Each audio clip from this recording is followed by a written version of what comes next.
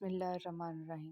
رسول اللہ صلی اللہ علیہ وسلم نے ارشاد فرمایا، جب مرغ کی بانگ سنو تو اللہ سے اس کے فضل کا سوال کیا کرو کیونکہ اس نے فرشتے کو دیکھا ہے، اور جب گدھے کی آواز سنو تو شیطان سے اللہ کی پناہ مانگو کیونکہ اس نے شیطان کو دیکھا ہے۔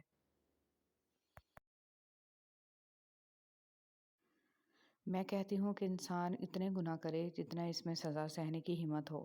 رب کی قسم، رب کی پکڑ بہت سخت ہے، لیکن جو لوگ استغفار کثرت سے پڑھتے رہے، اللہ تعالیٰ ایسے لوگوں پر رحم فرماتا ہے، اور جو لوگ گناہ کر کے اس کا ازالہ کرنے کے لیے بلائی خیرات و صدقات کثرت سے دیں تو رب العالمین کی ذات غفور الرحیم ہے۔ نبی کریم صلی اللہ علیہ وسلم نے فرمایا، بے شک حیا اور ایمان ساتھ ساتھ ہیں، جب ان دونوں میں سے ایک اٹھا لیا جاتا ہے تو دوسرا بھی اٹھا لیا جاتا ہے۔ ابو ہریرہ رضی اللہ تعالیٰ عنہ سے روایت ہے، رسول صلی اللہ علیہ وسلم نے فرمایا کہ 7 آدمی ایسے ہیں جن پر اللہ تعالیٰ اپنی رحمت کا سایہ ڈالتا ہے۔ ان میں سے ایک شخص وہ ہے جو اللہ تعالیٰ کا ذکر کرے تو اس کی آنکھوں سے آنسو جاری ہو جائیں، اور آپ صلی اللہ علیہ وسلم نے یہ بھی فرمایا، جس نے میری ایک حدیث سنی اور دوسروں تک پہنچائی، قیامت کے روز اس کے لیے میری شفاعت واجب ہوگی۔ رسول صلی اللہ علیہ وسلم نے فرمایا، جس شخص نے مسلمانوں کے راستے سے کوئی تکلیف دہ چیز ہٹائی، اللہ تعالیٰ اس کے لیے ایک نیکی لکھ دے گا، اور جس شخص کے لیے اللہ تعالیٰ اپنے پاس کوئی نیکی لکھ دے، اسے اس نیکی کے بدلے جنت میں داخل کرے گا۔ جن کو ابراہیم علیہ السلام نے مانگا انہیں محمد صلی اللہ علیہ وسلم کہتے ہیں، اور جنہیں محمد صلی اللہ علیہ وسلم نے مانگا انہیں عمر بن خطاب رضی اللہ تعالیٰ عنہ کہتے ہیں۔ زمین کے اوپر کوئی بھی عمل کرنے سے پہلے کچھ لمحے کے لیے صرف ایک بار سوچیں کہ ہمارا یہ عمل زمین کے نیچے ہمارے لیے کس نتیجے کا باعث ہوگا۔ جو کوئی اہل جنت کا لباس پہننے کا ارادہ رکھتا ہے، اسے چاہیے کہ وہ دنیا میں حرام لباس سے دور رہے۔ بڑی بڑی باتوں پر ہار نہ ماننے والے اکثر چھوٹی چھوٹی باتوں پر ٹوٹ جاتے ہیں۔ نکاح اتنی پاکیزہ چیز ہے کہ اس کو پانے کے لیے حضرت موسیٰ علیہ السلام نے 10 سال خدمت کی، اور زنا اتنی قباحت ہے کہ اس سے بچنے کے لیے حضرت یوسف علیہ السلام نے 10 برس کے قریب قید کاٹی۔ پاکیزہ زندگی گزاریے، اسی میں راحت ہے۔ جس کو تم پریشانی سمجھ رہے ہو سکتا ہے کسی اچھے وقت کا آغاز ہو۔ حضرت یوسف علیہ السلام کنویں میں گرائے گئے تو انہیں معلوم نہیں تھا کہ یہ نئے سفر کا آغاز ہے، پیغمبری کا سفر، بادشاہت کا سفر۔ جہاں ایک دور ختم ہوتا ہے وہیں سے دوسرے دور کا آغاز ہوتا ہے۔ انسانیت وہ چیز ہے جو دشمن کو بھی سہارا دینے پر مجبور کر دیتی ہے، اور احساس وہ چیز ہے جس میں غیروں کا دکھ بھی آپ کو اپنا لگتا ہے۔ ہر وہ عہدہ، دولت، علم، رشتہ اور مال و اولاد جو تم کو اللہ سے دور کر دے، وہ صرف اور صرف فتنہ ہے۔ دل محبت مانگتا ہے، اگر آپ اسے اللہ اور اس کے رسول صلی اللہ علیہ وسلم کی محبت سے پر نہیں کرو گے تو یہ لازماً ناجائز اور نامحرم محبتیں تلاش کرے گا۔ اللہ تعالیٰ کسی پہ ظلم نہیں کرتا، لوگ خود پر خود ظلم کرتے ہیں۔ توکل تو یہی ہے کہ قبولیت کے آثار بھی نہ ہوں اور تب بھی دعا جاری رہے۔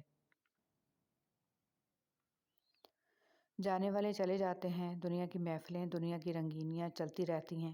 اس دن نہ اولاد کام آئے گی، نہ مال۔ ہر انسان دیکھے اس نے کل کے لیے کیا بھیجا ہے۔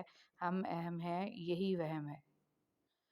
زندگی ختم ہونے سے پہلے قرآن ترجمے سے ایک بار لازمی پڑھ لیں کہ پتہ چل سکے کہ اللہ نے مسلم گھرانے میں کیوں اور کس لیے پیدا کیا۔ مسلمان گھر میں پیدا ہونا آپ کی نہیں، اللہ کی مرضی تھی۔ گناہوں کی کثرت نسیان کا باعث بنتی ہے۔ نسیان مطلب بھول جانا، یاد کیا ہوا قرآن بھول جانا، اللہ کے احکامات بھول جانا، نیکی کے کام کرنا بھول جانا۔ یوسف علیہ السلام جانتے تھے سارے دروازے بند ہیں، پھر بھی بند دروازے کی طرف دوڑ پڑے تھے، اور خدا نے ایک ایک کر کے سارے دروازے کھول دیے۔ کبھی اگر لگے کہ تمہارے لیے بھی دروازے بند ہیں تو جان لو کہ تمہارا اور یوسف علیہ السلام کا خدا ایک ہی ہے۔ ہماری دنیا کے مسائل اتنے زیادہ نہیں ہیں جتنے طنز، سوال، دل دکھانے والے تبصرے ہیں۔ اگر صرف زبان روک لی جائے تو لوگوں کے دلوں کی تکلیف کم ہو جائیں گی اور بہت سے دلوں کو سکون مل جائے گا۔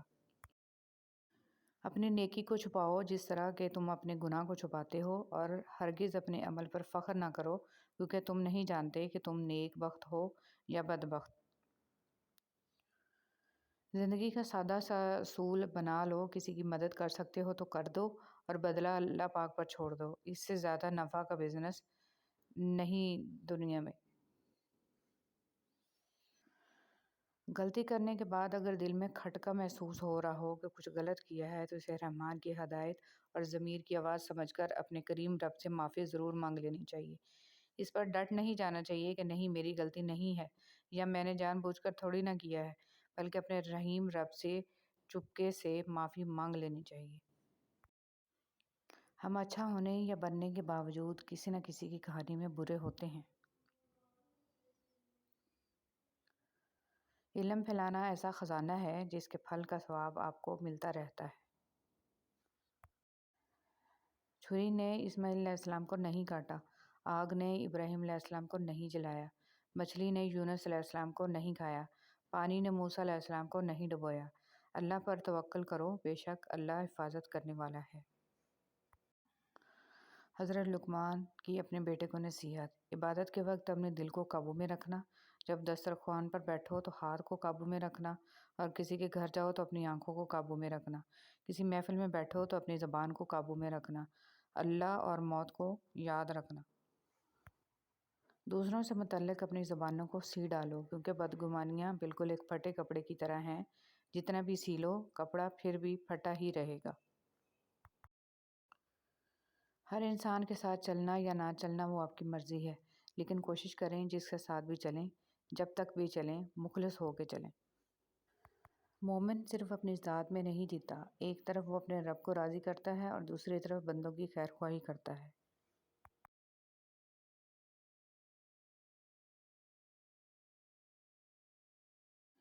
بنت حوا: محتاط رہا کرو، ابن آدم اتنے فرمانبردار ہیں کہ محبت اپنی مرضی سے کرتے ہیں اور نکاح والدین کی مرضی سے کرتے ہیں۔